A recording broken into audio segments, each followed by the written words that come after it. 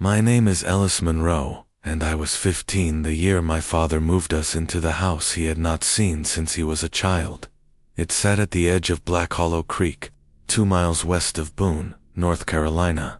It was an old colonial structure, swollen with moisture and time, shingled in faded cedar. The wood split in places like dry lips.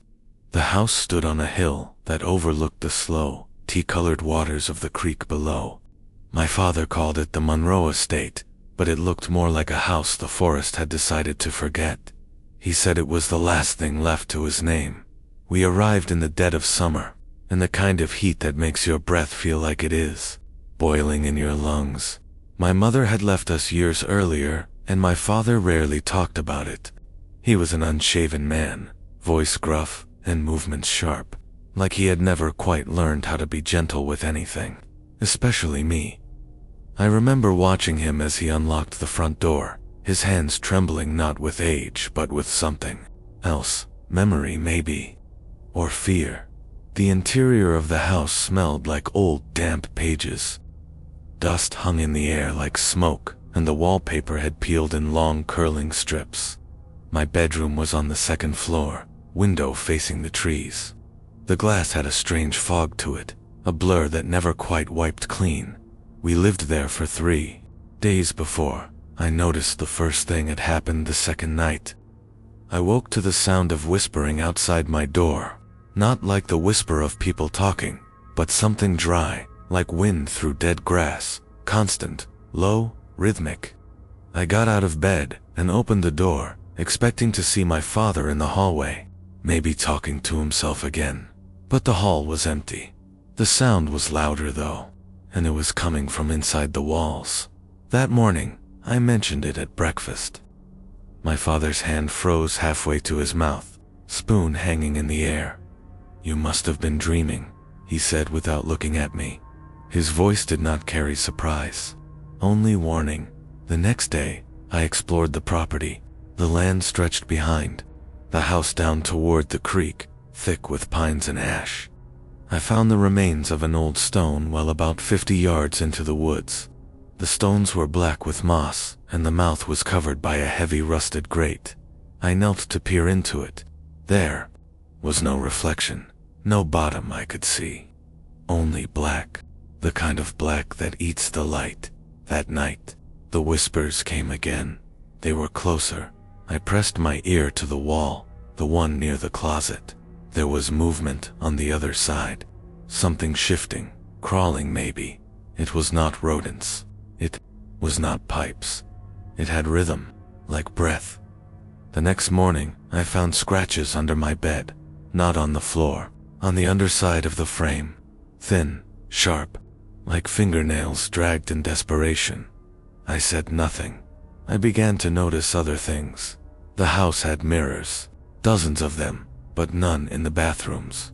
They hung in odd places, at the end of halls, behind closet doors, even inside the pantry. When I asked my father about them, he said they had always been there. That was all. But what disturbed me most was that I never saw my reflection move at the same time I did. Sometimes it blinked slower, sometimes it smiled when I did not. On the 5th night, I saw a figure in the field, behind the house. It stood, motionless in the waist-high grass, just at the edge of the trees. I could not tell if it was a man or something else. I stared for what felt like an hour before it disappeared between one blink and the next. When I told my father, he stared at me with red-ringed eyes and said, "Do not speak to anything you see out there." He did not ask for details. That night, I did not sleep. The air in my room felt thick and wrong. I kept the light on, but it flickered. The bulb was new. At 2:22 in the morning, I heard footsteps in the attic. Not creaks, not the settling of old wood. Real, deliberate steps. I stood under the attic door, heart pounding like a drum in my ears. Then something knocked, once, from the other side. My father did not believe me, or he pretended not to. But I saw the fear in his eyes. He started locking his bedroom door at night. I found a box in the basement the next day. It was marked only with the word "Remember" written in a shaky black marker. Inside were photographs, black and white. Most of them were of the house, but not as I knew it. The house was surrounded by people in long coats, all standing in a circle, heads tilted back, mouths open. In every photo, their eyes had been scratched out, not with a pen, with a knife. In one photo, the attic window was open, and a shape was watching from inside, something too long and too thin to be a person. That night, I covered my mirror with a towel, but the reflection still showed in the glass. At 3 in the morning, I heard the floorboards creak outside my room. I rose, not brave but frozen. The hallway was dark, but not empty. There was a figure standing at the far end, half in shadow, tall and hunched, with arms that hung too low. I saw no face. I stepped back into my room and closed the door. The whispering started again, only this time, it was not in the walls. It was behind me. I turned slowly. My mirror was uncovered. My reflection was gone. The morning after, the mirror went empty. I woke to the smell of something burning. The hallway was filled with a thick gray smoke, rising from the kitchen below. I sprinted down the stairs barefoot, lungs tight, eyes burning. The stove was on. Every burner. A pan had melted onto the coils. Black plastic bubbling like tar. My father stood in the corner, unmoving, staring at the wall above the sink. His face looked wrong, like it had been stretched too tightly across his skull. I turned off the burners and opened the windows. He spoke only once that morning. "They are trying to come through." Then he walked outside, barefoot, into the trees. I did not follow. The next hours passed slowly. I stayed near the window, watching the forest, waiting to see him return. When he did, just after noon, he was carrying something wrapped in an old quilt. He told me to go upstairs. I did not listen. He placed the bundle on the table and unwrapped it. Inside was a wooden mask. It had no eye holes, just a twisted snarl, carved where the mouth should be. He whispered to it. I asked him who it was for. He told me it was not for anyone. It was to keep something out. The rest of the day passed in silence. That night, I locked my bedroom door, but something unlocked it anyway. At exactly 1:23 in the morning, the door creaked open. I sat up, clutching the blanket, my eyes fixed on the opening. Nothing entered, nothing moved, but I felt it, the pressure, like the air was being sucked from the room. Then something whispered from inside, my closet. Elisai could not breathe. I could not move. Elisai reached for the lamp. It did not turn on. I stared into the darkness, and I saw eyes. Not glowing, not red, just wide, wet, and staring. They blinked once, slowly. Then a sound came from the closet. Not a growl, not a whisper. Something like the wet snap of a jaw. I ran. I did not stop until I reached my father's room. His door was locked. I banged and called his name. He did not answer. The sound followed me. Footsteps on bare wood, then silence. I spent the rest of the night in the hallway, back to the wall, knife from the kitchen in my hand. At dawn, my father finally opened his door. His eyes were sunken, bloodshot, and he looked 10 years older than he had the day before. He did not ask what happened. He only said we need to dig behind the house. The earth was soft with summer rot. My father carried a rusted shovel and I followed him through the tall grass to a spot behind the old well. He began digging without a word. The hole went 3 feet deep before the shovel hit something solid. He knelt and cleared it with his hands. It was a wooden hatch. He looked at me. "Do not open this unless I tell you." Then he covered it again with dirt. That night, I slept with the knife beneath my pillow. But when I woke, the knife was gone, and the mirror was uncovered again. My reflection had returned, but it was not me. It smiled when I did not. It moved before I did. Then it blinked, and I saw its mouth open. Inside were teeth, not human teeth. Something else, small, sharp, Endless rows. The mirror cracked. I screamed. My father came running, saw the shards on the floor, and, without a word, smashed the rest of it with a hammer. He told me we had to prepare. For what? I asked. For what comes through when the mirrors break that day? I went back to the basement. I needed to know more. I searched through the boxes and found another marked with a symbol, a spiral made of thorns. Inside were journals, handwritten, stained with what looked like wax and something darker. They were dated from 1921. They described the house and what lived inside it. They called it the hollowing dot, according to the pages. The hollowing was not a spirit. It was not a ghost. It was a pattern, a sickness, a thing that mimicked, that wore skin. The journal warned that once the mirrors began to change, it was already inside. You could not kill it, only distract it, feed it, keep it full so it did not grow hungry again. There were instructions, phrases to repeat, rituals to perform, but they were all torn out. Only one page remained intact. It said, "The hollowing starts with a name spoken by something that should not have a voice that night." I heard my name again, but it was not whispered. It was said from behind my father's door. Ellis followed by silence. Then a knock, 3 times. I ran to the door, called out to him. He did not answer. I opened it. The room was empty. The window was open. A trail of black footprints led from the wall to the window.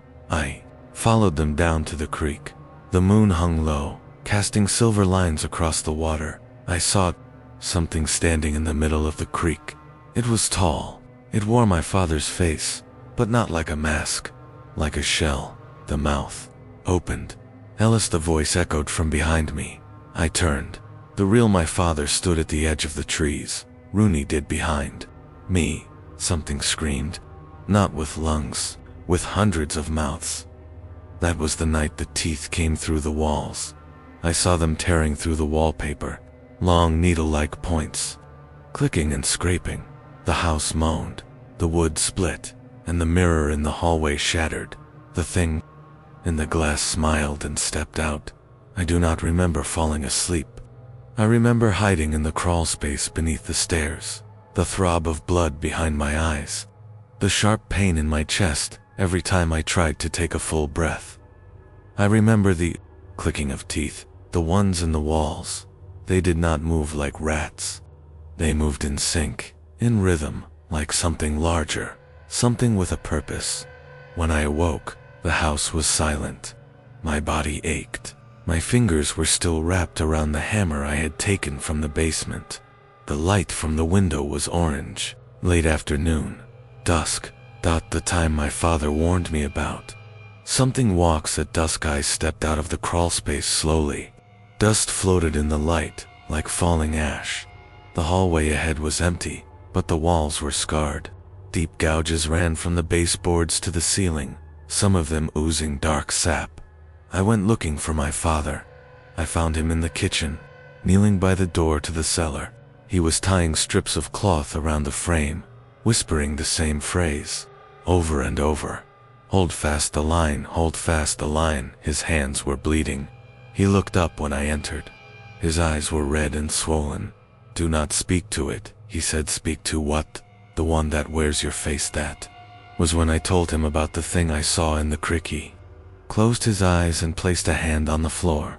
"Then it has taken your shape too." That night, he showed me what was buried beneath the floorboards of the pantry. He pried up the wood with the back end of a crowbar, and underneath was a square cavity filled with objects. A row of teeth, each one too long and too narrow to be human. A bundle of red thread soaked in wax. A knife carved from bone. And a jar inside. The jar was a tongue. It floated in dark liquid and twitched when he picked it up. He handed it to me. "You need to bury this where at the mouth of the creek before the sun goes down." "Why?" "Me, because it called your name, Myran." I made it to the creek just as the last line of sun cut across the trees. The water was still. There were no birds, no bugs, no wind, just silence. I dug with my hands. I buried the jar. I whispered the words my father taught me. Then, I looked up. It was standing on the other side of the creek. It had my face. Not exactly, but close. Too close. Its skin was smooth like plastic. Its eyes were glassy. It smiled, but the smile did not reach the eyes. I ran. I could hear it behind me, its feet crunching the dry leaves with mechanical precision. I tripped once, skinned my hands. When I made it back to the house, the front door was wide open, and someone was standing in the hallway. My father. No, not him. He turned and looked at me, and I knew it was the copy. I stepped backward. Then another voice came from behind me. Ellis. I turned.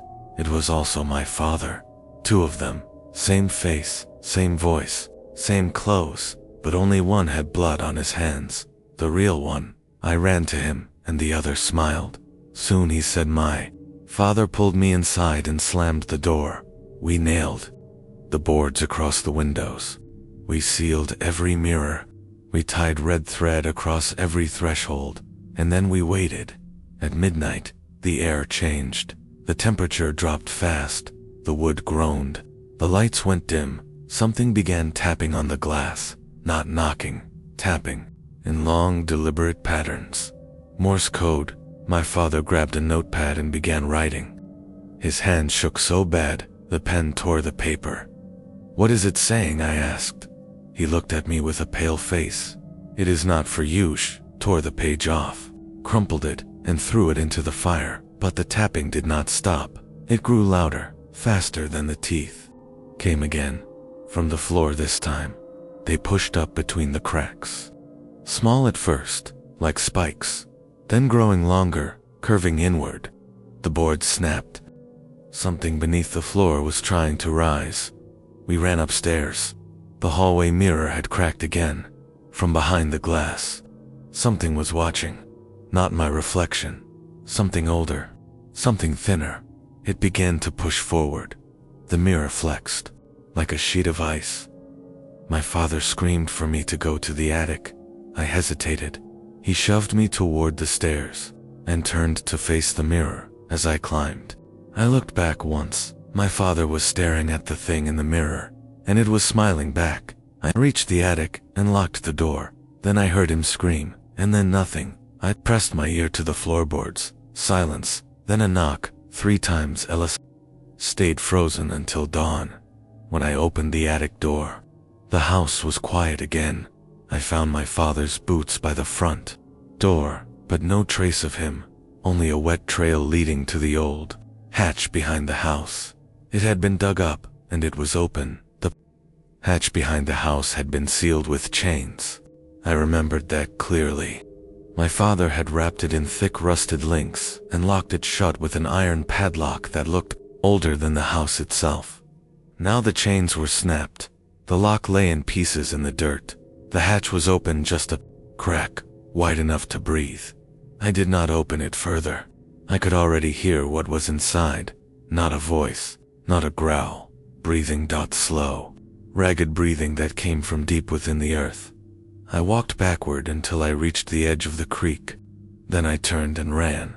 I needed help. I needed anyone. The road was 3 miles from the house. I ran the whole way barefoot. By the time I reached the old gas station at the crossroads, my feet were torn and bleeding. The man behind the counter looked up when I stumbled in. "You lost," he said. I asked if he had a phone. He pointed behind me, toward a dusty wall-mounted rotary, with no dial tone. "Only works when it wants toy." Told him about the house. I told him about my father.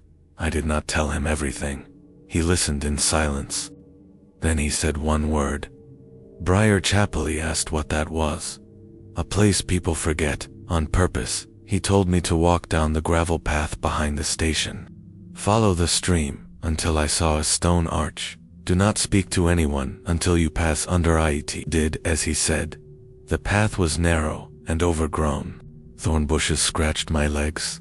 I heard footsteps behind me twice, but saw nothing when I turned. After an hour, I saw the arch. It was old, cracked, covered in lichen. I stepped beneath it. The world changed. The air felt heavier, like the gravity had doubled. The trees were wrong, taller, twisted, to still. And then I saw the chapel. It stood at the edge of a black pond, its steeple leaning like a finger pointing down. The windows were stained, but not with glass, with old rags. The bell above the entrance was cracked in two. There was a man standing by the door. He wore a white suit with no shoes. His hair was long and white. His eyes were closed. He opened them as I approached. His pupils were white too, like his eyes had turned inside out. He smiled. "You brought the hollowing with you." I told him I did not mean to. He said no one ever does. He led me inside the chapel. It smelled like wax and rot. The pews were carved from old trees, but the grain twisted in spirals like they had been grown for this place. He sat in front of a large wooden basin filled with black water. He told me to look. I saw the house. I saw my father, standing at the edge of the hatch, staring down. I saw him descend, step by step, into the dark. Then something pulled him, not by the arms, by the face, dragged him downward like a puppet on string. I looked away. The man in white whispered it. "What's your name?" I asked. What the hollowing was, he did not answer at first. Then he said, "It is what comes after forgetting fails." He stood and placed something in my hand. "A shard of mirror. This will show you what it wears." I looked into it. I saw my face, but younger, and smiling. Its eyes bled as it grinned. He took it back.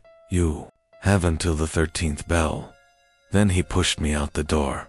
I stumbled back down the path. The forest was darker. The arch was gone. I ran toward the road, lungs burning. When I reached the gas station, it was closed. The lights were off.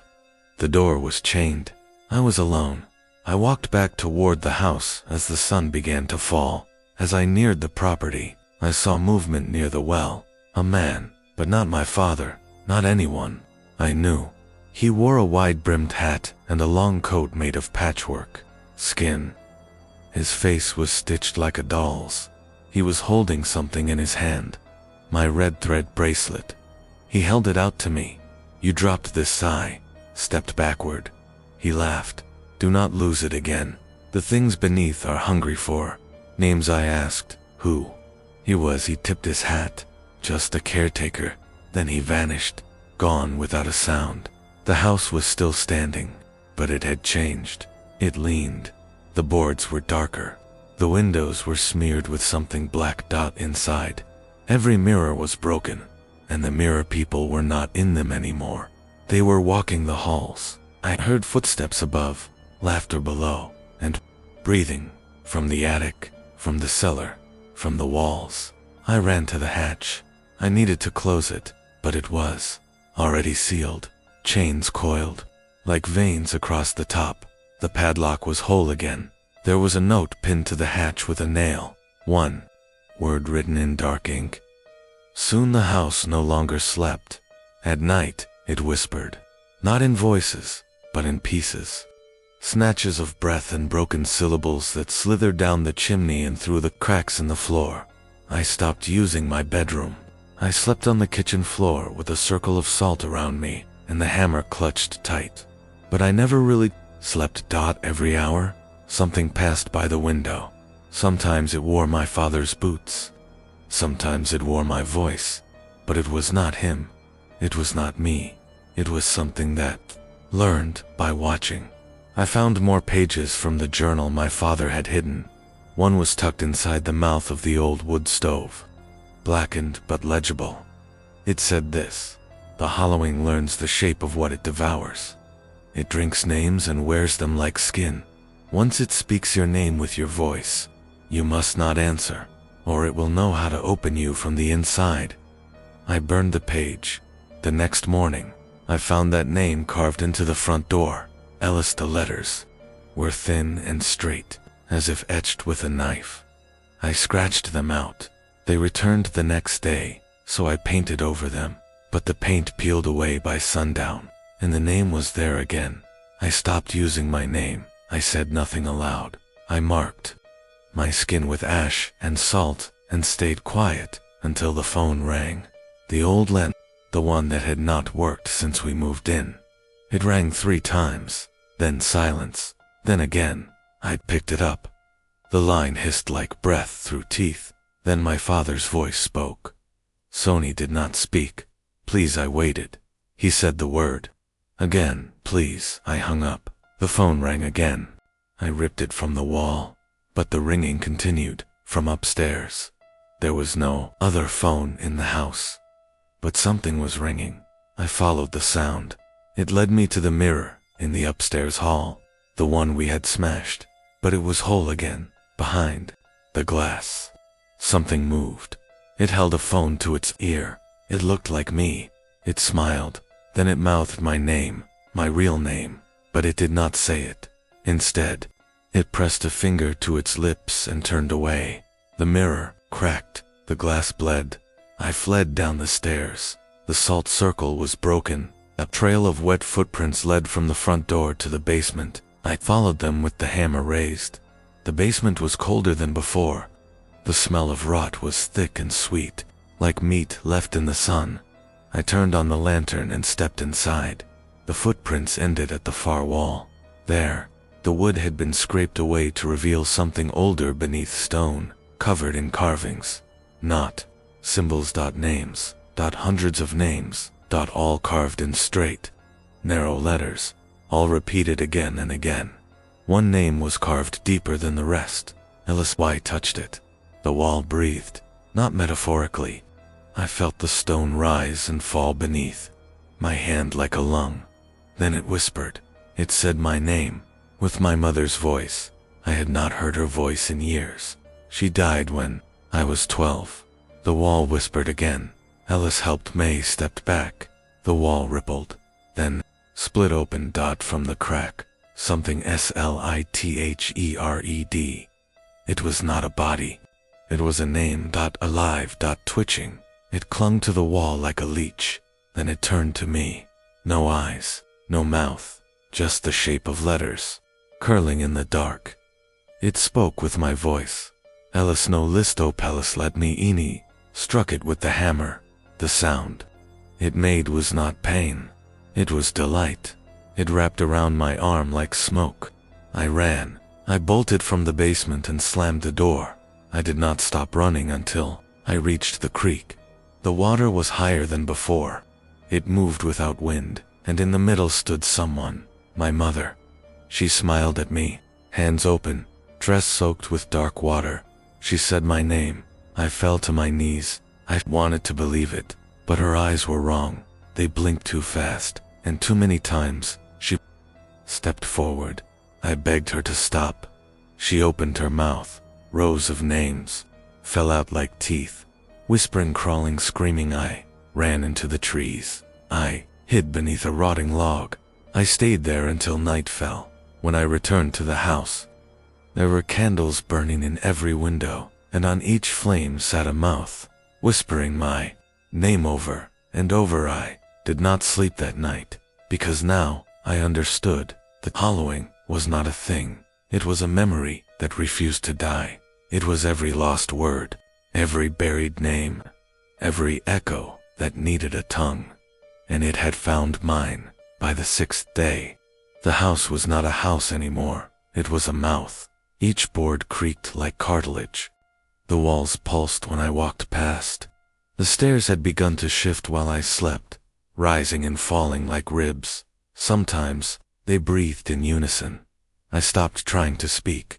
My voice no longer belonged to me. Each time I opened my mouth, the air around me shivered like it had heard something I did not, something that did not want to be spoken. So I carried the hammer, kept salt in my pocket, and held every word in my throat like a secret. But the house already knew. It had heard me long before. I stopped speaking. I found the second journal in the attic. My father had hidden it beneath the insulation, wrapped in waxed canvas. The first page was torn. The second page read, "Do not bury the name. Do not burn it. It will only return with teeth." I flipped to the middle. There were entries, but they were not about the house. They were about me. The handwriting grew frantic halfway through. I watched you walk into the woods, but you never came back. You knocked on the door an hour later and smiled, but it was not your smile. I never let you in. I read those lines twice, 3 times, then I dropped the book, because I remembered that day. I remembered getting lost in the woods when I was 14. I remembered knocking on the door. My father had hugged me and said he was so glad I was back. But now, I wondered, had I come back alone? Had something followed me? Or worse, had I been replaced? The thought made my skin itch. I looked into the mirror. My eyes stared back.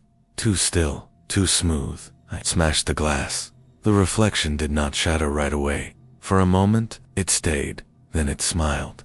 I ran. The kitchen lights were flickering. I passed the hallway where the walls had begun to peel. Beneath the plaster was not wood. It was flesh, pale and veined.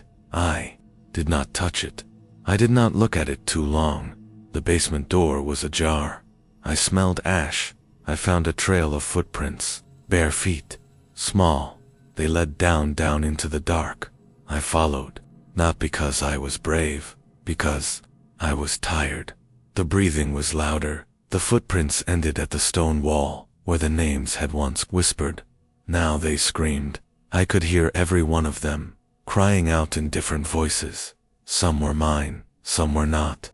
They scraped the stone from the inside. Let me in, let me in, let me in. Dropped the hammer. The wall pulsed once, then it opened. The stones folded inward like a wound splitting. A tunnel descended beyond, and in the dark, something climbed, not fast, not slow, deliberate. It crawled like it had never forgotten how. I turned and ran, but the stairs were gone. In their place was a ladder, made of bone. Each rung was a name. Some I knew, some were scratched out. I climbed. The tunnel stretched as I ascended. The ceiling wept. The walls hissed. Somewhere far above, I heard a bell once, twice, then silence. When I reached the top, I was no longer in the house. I was in the woods. But they were wrong. Every tree was upside down, roots in the sky, branches in the ground. The leaves whispered in a language I almost understood. The creek flowed backward, and the moon was black. I walked. I followed a path of flickering lights, each one shaped like a word I used to know. They led me to the chapel, but it was not the one from before. It was larger. It breathed. The bell above the door rang a third time, then a fourth. The man in white stood at the entrance. His face was gone. In its place was mine. Not the way I looked now. The way I had looked when I was a child. His mouth opened. No teeth. Only names. He held out a mirror. I did not look into it. I asked him one question. Am I still me? He did not answer. He stepped aside. I entered the chapel. Inside were pews filled with figures, all wearing my face. Some young, some old, all whispering. The altar was a hole. At its edge sat my father. His eyes were gone. He spoke without looking up. You never came. Bakai told him I had. He shook his head.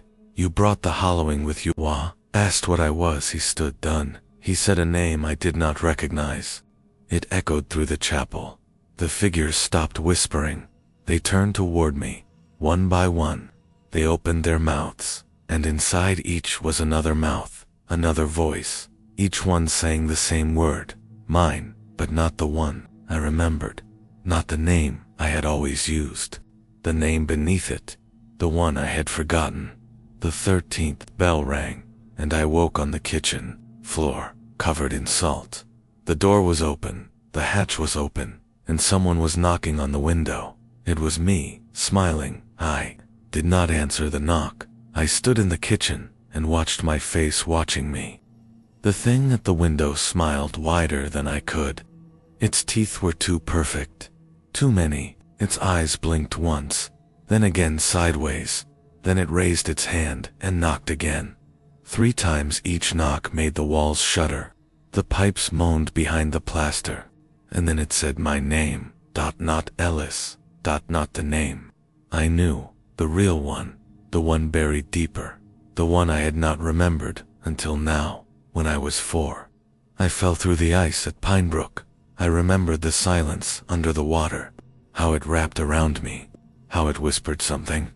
They pulled me out, but something had stayed down there. Now, it had climbed back out. Wearing my smile, the thing outside kept knocking until it broke the glass. I fled before it could reach through. I ran up the stairs, pulled the last mirror from the closet, and shattered it across the floor. The shards moved, each one twisted to reflect something different. Not me, different versions of me. One with no mouth, one weeping black water, one holding something that looked like a child, but was not. I looked away. Too late. The reflection with the weeping eyes whispered something into the glass, and I heard it in my ear. The house shuddered. It knew I was listening. I threw salt across the floor. It hissed. The windows slammed shut. I could hear the thing outside crawling down the side of the house, its fingers dragging across the wood. I could not stay. So I took the hammer, the mirror shard from the chapel, and the last page from my father's journal. It had only 2 words, Harvest Pact. The moment I read them, something clicked. I remembered my father had taken me to an old field outside Black Hollow when I was 6. He told me to plant a piece of my name in the ground. I thought it was a game, but I did it. I buried it, and something had grown. I needed to go back. The field was north of the creek, past the line of dead trees that no longer bore leaves. I ran. The trees seemed to move as I passed, like they had turned to face me. Their bark peeled back as if to listen. I found the field just as the sun dipped low. It was not empty. Rows of figures stood where crops once grew. Scarecrows, but not made of straw. Each one wore a face. Each one wore a name. Some I recognized. Old neighbors. Friends. My mother. They turned as I stepped onto the soil. None of them blinked, but all of them whispered. The pact was broken. The pact was broken. The pact was broken. The pact was broken. In the center of the field stood a post. Nailed to it was a mask made of wood. Carved into the bark was the symbol from the chapel, a tree growing backward. I pulled it down. Behind it, I found the box, buried in the soil, the one I had buried years ago. I opened it. Inside was a name written on parchment, mine, but not just the name, the voice too. I heard myself laugh as a child. I heard the lullaby my mother used to sing. I heard the last word she said to me before she died. The wind stopped. The scarecrows began to move. Not all at once, but slowly. Joints cracking. They stepped off their posts. I backed away. One stepped in front of the others. Its face was familiar. My father. He did not speak with words. He spoke with what he had left. He raised one hand and pointed at the ground. Then he opened his mouth. Inside were teeth made of letters. They spelled my name. Then his body cracked and split. From within crawled something that wore the shape of him, but not the soul. It walked toward me, its limbs twisting with each step. It smiled and whispered, "Harvest is when the name is ripe." I ran. The scarecrows followed. Their movements were wrong, like they had forgotten how to be people. One lunged. I smashed it with the hammer. Its head exploded in a puff of dirt and moths. Another grabbed my shirt. I shoved the mirror shard against its face. It screamed. The reflection burned away like paper in flame. One by one, they fell, until only the thing with my father's shape remained. It stepped close. It placed a hand on my chest, and it said one word, "Return." Then it vanished. The field emptied. The trees bent low, and the soil swallowed the name box again. I was alone. I stood in the quiet until I heard the 13th bell in the distance, and then I saw the house on the hill, but not the one I had known. This house was taller. Its windows were open mouths. Its chimney was a spine, and someone stood in the doorway, me, holding something, a body. Mine. The thing in the doorway smiled. It cradled my body like a child holding a doll, carefully, possessively, proudly. I stood on the edge of the dead field, salt clinging to my fingers, ash on my face, watching something else live inside my bones. It turned its head slowly, its eyes found me, and then it walked back inside the house. I knew what it meant. I was no longer welcome, because I no longer belonged. The body in its arms was not a corpse. It was a shell, a suit, and it had slipped inside. I followed it, not because I wanted to, but because the name inside me pulled me forward, like a hook in the heart. The house opened before I touched the doorknob. Inside, everything was upside down. The floors were on the ceiling. The walls were stitched together with words I could not read, and the light came not from bulbs, but from eyes. Dozens of them, blinking from the wallpaper, each one shaped like mine, each one watching. I stepped inside and whispered the name I had found buried in the box. Not aloud. Inside, the air rippled, the house groaned, and the walls moved. Aside, behind them, a hallway stretched longer than the house could contain. At the far end was a door, made of bone, knocked together with sinew on it. Scratched into the surface was a sentence I had written in a school notebook in 3rd grade. I do not want to die in this town. I walked toward it, each step I took. The hallway grew shorter, not longer. It collapsed in on itself like a throat swallowing. I reached the door. I pressed my hand against it. It opened inward, and I stepped into the space. Beneath the house. Not the basement, not the crawl space. Something else. Something underneath the skin of the world. It smelled like silence. It looked like memory. Floating in the center was a chair, and in the chair sat the thing wearing me. It looked up and spoke. You left the gate. Open. Its voice was mine, not just the tone, the shape, the rhythm. It was me, perfectly, but hollow. I asked it what it wanted. It answered to be true. I asked if it was me. It said no. I asked what I was. It smiled. You are the echo. I am the return. Stepped forward. I told it to give the body back. It tilted its head. You never finished the harvest. You never gave your name back to the soil. You carried it with you. Now it has grown roots in everything you touch. It stood behind it. The room cracked, and something opened a door of mouths. Inside that door was not darkness. It was a place made entirely of voices. Not screaming, not whispering, speaking, telling stories of me, of others, of those who had come before and left pieces. Behind every echo needed a host. Every word needed a host. Every word needed a throat. And mine was empty. The thing stepped closer. Its hand touched my chest. It pressed 2 fingers against my ribs, and I felt something there. Not a heart, not blood, a name, trying to crawl out. Let me in. Raised the hammer, but the hammer was gone, and my hand was a mirror, the one from the chapel. It showed me as I had once been, smiling, innocent, unscarred. I pressed the mirror to the creature's face. It did not scream. It embraced me. Then, its body dissolved into air, into memory, into me. I fell backward, and the mouths began to close, one by one, until the last voice whispered, "Name yourself." Opened my mouth, and I remembered the name buried in the field. The one my father had made me forget. The one that was not Ellis. The one that had teeth. I spoke it, and the world cracked. The house split open, and everything I had ever forgotten came pouring out. Not blood, not light, but names. Every version of me, every path I had not taken. They spilled into the world like seeds, and the hollowing laughed, because it had never needed to take me. It only needed me to remember. When the house split open, I did not fall. I floated, above the floor, above the field, above the broken face of the world. Everything I had known was below me now. The creek, the bones, the chapel. All of it folded in on itself like a book slammed shut. I tried to scream, but there was no air here. Only memory. I saw myself, not just once. Hundreds of me, all moving in different directions. Some turned away from the woods that day. Some never opened the hatch. Some never came back from the creek.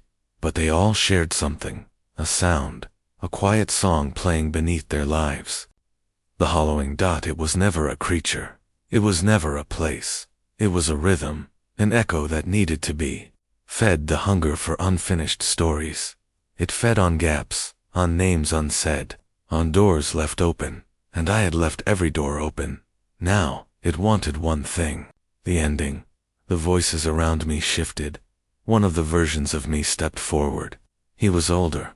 He had never come back from the woods that night. He carried a branch soaked in black sap. He reached toward me and spoke. "You are not the only one it chosen." Other me appeared. This one was younger. His eyes were stitched shut. His voice came from his chest. It gave us the same name, but it gave each of us a different fate. The older one spoke again. "Only one of us gets to finish." The sentence. I looked around. Dozens of them now. Hundreds. Each, a different version of me. All trapped here, each holding a fragment, a word, a tone, a silence. And somewhere, I heard the 13th bell ring once more. That was when the door appeared, floating in the air, above us all, not wooden, not metal. A door made of light. It pulsed, alive. It was the return door, the only way out. But only one version of me could walk through. I understood then what the hollowing truly was. It was not a place. It was not a curse. It was a choice. The final moment when you must become what you were always meant to be, or let it pass to someone else. The others began to move toward the door. So did I. We fought not with fists, with memories. Each one a weapon. Each one an anchor. I threw the moment I first saw my mother cry. Another version. Through the night I drowned. One through the morning he woke up in a hospital with no one left. Each memory struck like thunder. Each one broke a piece of the others. One by one, they began to vanish, not die, dissolve, their fragments joining the song. I was the last one left. Bleeding stories. My arms were covered in names, carved there, mine, others, all of them real. The door opened slowly. I stepped forward, and then I saw one last version of myself. He had not fought. He had watched, and now he stood beside the door, smiling. His mouth was stitched, but his eyes glowed. He stepped aside. I understood. He had given up his chance. He had become the doorkeeper, and I was the last echo. I stepped through. The world slammed shut behind me, and I was home. The kitchen was quiet. The window was unbroken. The salt lay scattered, but untouched. The hatch in the hall was closed, and there was no reflection in the mirror, only light. I walked outside. The sun was rising over Black Hollow Creek. No backwards trees, no upside-down sky. But the wind carried a whisper. One I understood now. It said my name, not Ellis, not the one my father gave me. The true name, the one with teeth, and for the first time in my life, I whispered it back. The house did not breathe. The world did not bend. Nothing split open, but somewhere, something else heard me, and something else began to wake. The days that followed were quiet. The wind no longer spoke in riddles. The trees outside my window no longer moved when I was not looking. I walked the roads of Black Hollow, and people smiled, but none of them recognized me. Not really. Some said my name, but their eyes slid past me like I was fog. Something in them recoiled, like a hand brushing a memory, too sharp to hold. I had returned, but I had not come back whole. The version of me that left this place died screaming beneath a field of scarecrows. What walked in his place was a shape held together by what he left behind. Memories. Names. The hollowing no longer stalked me, because it had moved in. I still saw the signs, in reflections that moved slightly out of sync, in clocks that spun backward when no one else looked, in the 13th bell that sometimes rang just before sleep. I did not dream anymore. Instead, I remembered things that had never happened to me. A brother who drowned in a river I had never seen. A mother who fed me sugar cubes carved with symbols. a cabin with no doors, where someone shaped like me whispered into jars. The hollowing had folded those lives into me. I was a library of echoes. I lived in the house, the original house, the one my father built before he forgot how to speak without biting through his tongue. I found his journals again. There were pages I had missed, written not in ink, but in rust. They told of a pact made before I was born, a promise sealed in silence. Every child born in Black Hollow was given a name, but each name had two sides, one for the world, one for the soil, and when the soil was not fed, the name rotted, and something else took root. The church had known, the school had known, even the grocery store had known.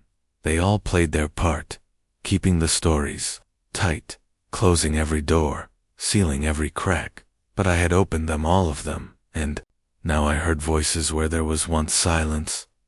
Children speaking in the static of old radios, names whispered under the floorboards, eyes blinking in knots of wood on the ceiling.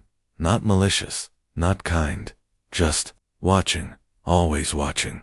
I left Black Hollow only once. I drove north until I reached the state line.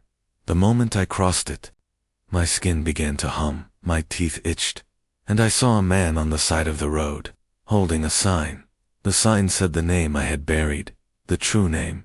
He smiled with my father's mouth, so I turned the car around, back to Black Hollow, back where the name grew best. Some nights, I write, not for me. For the house, it likes stories. It feeds on the telling, and in return, it shows me things from beneath. Sometimes I see her, my mother, but not as she was, as she is now. Something coiled in a shell of old skin, rocking gently and whispering my lullaby to a crib full of teeth. Sometimes I see myself, but older, wearing a coat made of names, walking into the field, again, smiling, because he knows what I know now. There is no end to this. Only versions, only turns, only echoes, and I am the echo that came back. But I am not me, not really. I am the song the soil sings when the pact is broken. I am the voice inside your mirror that does not blink when you do. I am the story that finishes itself when you stop reading. And if you hear the 13th bell tonight, do not answer the knock, because it is not the wind, it is me, and I remember your name.